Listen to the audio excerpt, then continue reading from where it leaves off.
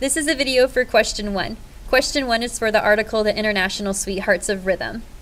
When I read this question, I know it's about author's purpose. I know this because this is how the question is worded. The author wrote this selection most likely to. When I see most likely to, tip to me that I am thinking about the author's purpose. Why did the author sit down and read this? So I know that article and what the author chose to share with me. Why did this man or woman decide to sit down and write this article? So the first thing I want to do, your choice. A, explain how swing music is played. B, encourage young women to learn how to play musical instruments. C, celebrate a group of musicians who influenced American popular music. Or D, prove that the 1940s were a turning point for female musicians.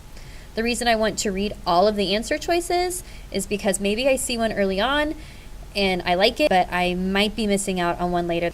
So looking at A, explain how swing music is played. Right off the bat, I see the word swing music. I'm like, oh yeah, this is totally about swing music. But I did not learn how swing music was played. So that's what makes that one wrong. After reading this, I don't know how the instruments that were listed. I don't know how to form a swing band. That's not what I got from it. That's not why the author wrote it. So there's no instructions in this article of how to play swing. You can get rid of that one. B is encourage young women to learn how to play musical instruments.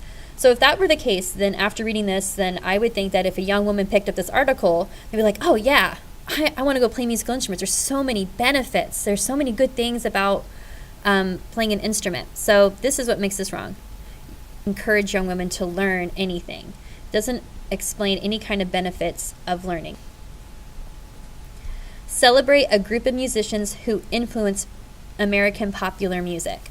So group of musicians, I like this because it was about a group of musicians. And I did feel like the International Sweethearts of Rhythm were celebrated. There was a lot of positive things about this band that we learned about. And they described success. So I like this word celebrate. I like group of musicians, and they did indeed influence popular music. So I really like this answer choice because there's so many pieces of it that are true. The last one is prove that the 1940s were a turning point for female musicians. Okay, so I get why this answer choice is here. Female musicians versus female, 1940s. That's when it took place. But it was only one band.